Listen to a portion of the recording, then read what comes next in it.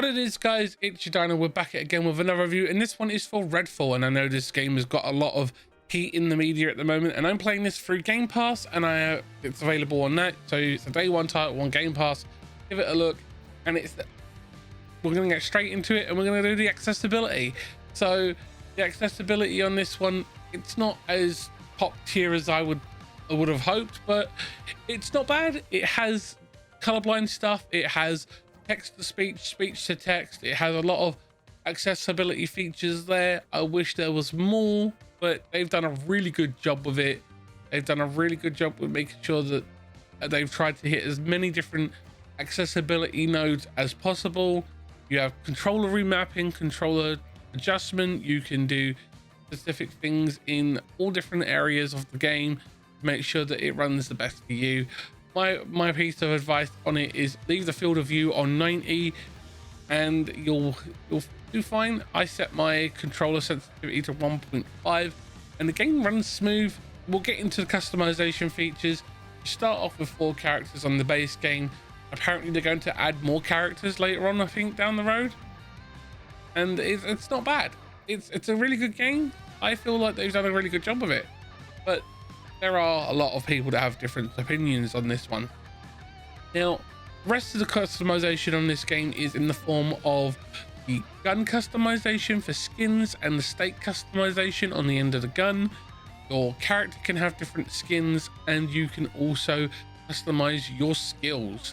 Now, the skills part of this is actually quite good because it has a really weird thing on single player and on multiplayer. I personally believe that the only way you should be playing this game is with a group of friends. That's the right way to play this game, because we'll get into that later on in the final thoughts. I have quite a bit of passion behind this, and this game has caused me to get quite fiery over how it's been treated. I feel like it's a lot of people bad mouthing stuff, and they're in glass houses and they shouldn't throw stones, but we'll get into that later on, so stick around for that. The gameplay features of this game is that it can allow up to 4 people to play together, a host and 3 others. I recommend that you all play as a different character, otherwise it's going to cause issues. Make sure you plan that out ahead of time if you can. And overall, it's definitely got a lot of uniqueness to it. It's one of those games like Dead Island and Dying Light where it plays better with people, because otherwise it just feels empty and it feels like it's slow and sluggish, and you're playing through molasses. The moment you go online and you play it with a group of people, the fun factor on it just goes up exponentially. There are some bugs in the game. Obviously no game is perfect because it's just how it is, and if people can't get over that, then throw up, in my opinion.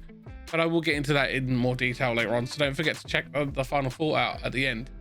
So the customization's good. The gameplay, it has its flaws, but overall the gameplay features is really good. It's a lot of fun.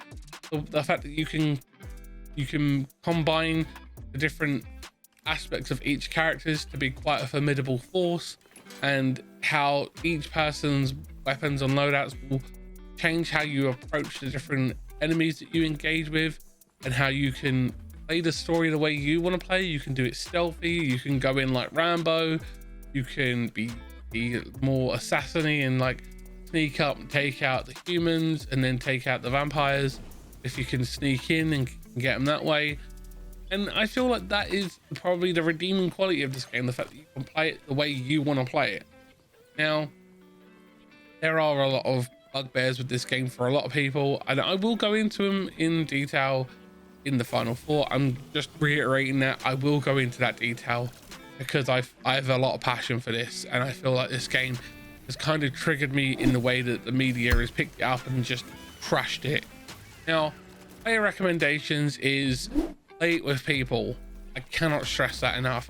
This game plays better with people. It's so much more fun, and I definitely recommend giving it a go and having a group of people to play it with, because you'll have so much more fun and you will overlook the problems that people are saying they're in the game, like the graphics are bad or anything like that. That's subjective at the end of the day.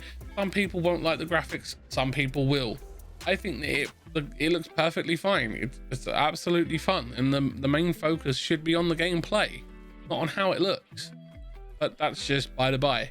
Now, my recommendation is anyone who's a content creator or a person who wants to play a game, who likes zombies or vampires or games like Dead Island and Dying Light, this is definitely one that you'll probably enjoy. It's got quest lines, it's got story, it's got action, it's got adventure, it's a co-op looter shooter. It's a lot of fun. I feel like they've done a really good job with it, but that is honestly subjective, and everyone will have a difference of opinion, and we can talk about that in the comments. Let me know what you think. Let me know where you stand on it, because I know that it's going to be very subjective, and I know that a lot of people are very heated on this one. But we'll get into the final thought now, and my final thought on this game is grow up, everyone who's just trashing it, because at the end of the day, there are plenty of games out there that run worse or have just as many problems that come out of developers and publishers like EA, Activision, Ubisoft, Sony, Nintendo. They all have problems, and none of them release games that are perfect. So stop throwing your stones and living in your glass towers. Get over yourself. It's not a bad game. It has flaws. Yeah, it's not as great as they made it look on the announcement trailer, but no game is. Case in point being Cyberpunk. Grow up. It's not a bad game. It's fun to play if you have friends. Maybe the people that reviewed it and trashed it don't have friends to play a game with. I don't know. I'm not judging, but I've been playing it and I've had a lot of fun, and I feel like if people are actually playing this game for a long period of time with a bunch of people, they'll actually enjoy themselves and they'll overlook some of the bugs. We've had 2 or 3 when we were playing it last night, before I recorded this. We played it on stream. There'll be a link to the stream of it, and my opinion is those bugs actually made it more fun because they made us laugh, they made us joke. It created camaraderie over something as simple as, oh, I can't crouch right now, or oh look, my character is T-posing. It's funny. It's a game. It's supposed to be fun, and I feel ultimately that the people who are bad-mouthing this are hypercritical, and they don't realize that games are ultimately something that should be fun and should bring people together.